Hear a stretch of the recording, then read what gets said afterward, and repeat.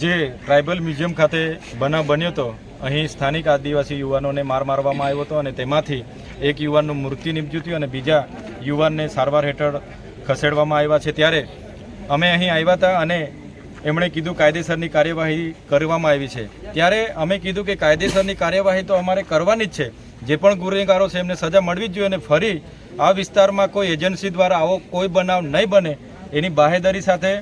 અહીંના સ્થાનિક પ્રશાસન, અહીંના મામલતદારશ્રી અને એસડીએમશ્રી અને પોલીસ અધિકારીઓની મધ્યસ્થીથી એજન્સીએ અમને